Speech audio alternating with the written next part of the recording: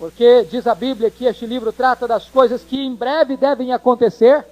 Está isso no verso 1, reafirmado no verso 3. O tempo está próximo. E quando você vai examinar o que significa esta expressão, as coisas que em breve, ou próximo devem acontecer, não está pensando basicamente na questão cronológica, mas no aspecto repentino dessas coisas acontecerem. Isto porque o tempo de Deus não é o tempo nosso. Para Deus, 1000 anos é como um dia, e um dia como 1000 anos. É por isso que a ordem de Deus para a igreja é: vigiai, estai apercebidos, porque não sabeis nem o dia e nem a hora. Vigiai para que este dia não vos encontre dormindo, sem vigilância, despreparados. De tal maneira que este livro é relevante porque ele alerta a igreja em qualquer tempo, em qualquer época, que a igreja precisa estar preparada para ouvir a voz do seu noivo e encontrar-se com ele. 7º lugar, esse livro é um livro majestoso. O Apocalipse é o livro do trono de Deus. O trono de Deus, ou a palavra trono, aparece nesse livro 46 vezes.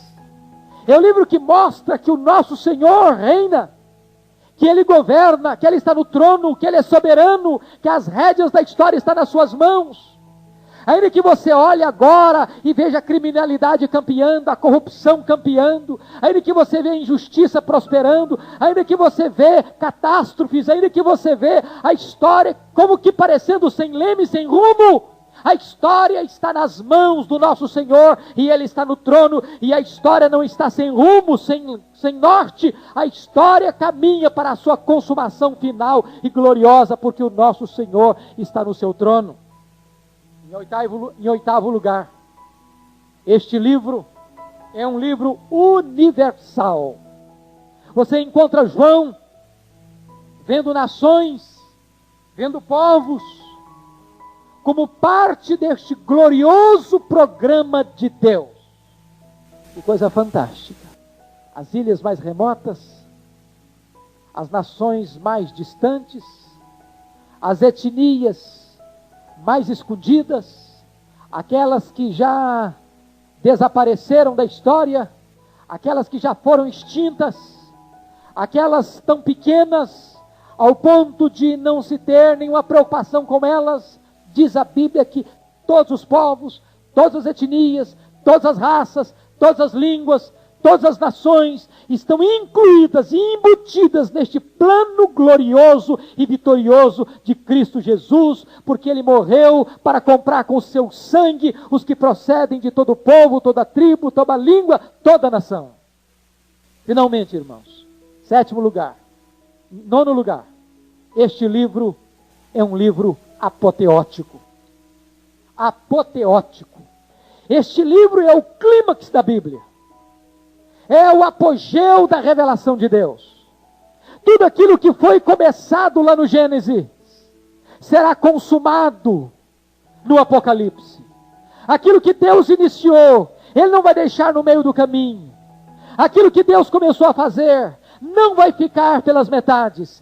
Deus vai concluir todas as coisas e consumar todas as coisas de forma plena, vitoriosa, gloriosa, triunfal. E este livro é a vitória final, consumadora, apoteótica de Jesus Cristo, o noivo da igreja, e da igreja a noiva de Cristo. Agora que já olhamos as características desse livro, importa-nos olhar esta primeira visão que João está tendo. Agora eu chamo a sua atenção para os versos 9 a 20.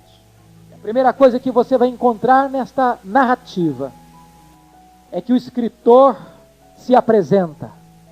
Ele é introduzido nessa cena. Veja você, versículo 9. Eu, João. E veja que no verso 9, no verso 8, existe um outro eu. Eu sou o alfa e o ômega, diz o Senhor. Deus, aquele que é, que era e que há de vir, o Todo-Poderoso. Diante da revelação suprema de Jesus, agora Ele se introduz como aquele receptáculo, como aquele veículo que vai receber essa gloriosa visão. Eu, João, irmão vosso e companheiro na tribulação. Preste atenção num detalhe fundamental aqui. O fato de João ter sido vaso de Deus, instrumento para receber tão gloriosa, inaudita e arrebatadora visão, não faz dele alguém mais elevado que os outros.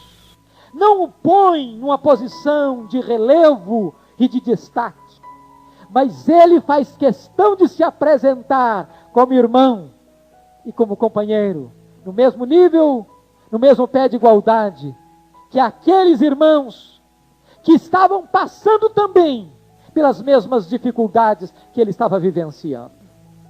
Isso para nós é uma lição de alerta, para aqueles que hoje se auto-intitulam mais importantes, mais destacados, mais relevantes do que as outras pessoas, membros da família de Deus. Você percebe um outro fato interessante, é um homem que participa das alegrias e das provas da igreja. Olha, por favor, 3 aspectos aí no texto. Irmão vosso, companheiro na tribulação, no reino e na perseverança. Por favor, atente para essas 3 palavras. Irmão na tribulação. A igreja de Cristo, uma igreja que recebeu como quinhão a tribulação neste mundo. No mundo tereis aflições. Importa que por meio de muitas tribulações entremos no reino. A igreja, desde que nasceu na terra, ela nasceu debaixo de tribulação. Jamais foi poupada de tribulação. Ela vai enfrentar tribulação até o final. E se você vê o esboço dessa tribulação, é só ler Mateus capítulo 24. Porque lá em Mateus 24, há 4 fases desta tribulação. Dos versos 4 a 8, quando o Senhor Jesus alerta a igreja, ficai de sobreaviso para que ninguém vos engane. Surgirão muitos falsos profetas, falsos mestres, e haverá guerras, rumores de guerras, terremotos, fome. Nações se levantarão contra nações, reino contra reinos. Não vos assusteis, que é apenas o começo das dores. Essa é a primeira fase da tribulação da igreja. Depois vem a segunda fase, dos versos 9 a 14, que são os tormentos de perseguição, de opressão, de cerco, de derramamento de sangue, da igreja sofrendo por causa da sua fidelidade,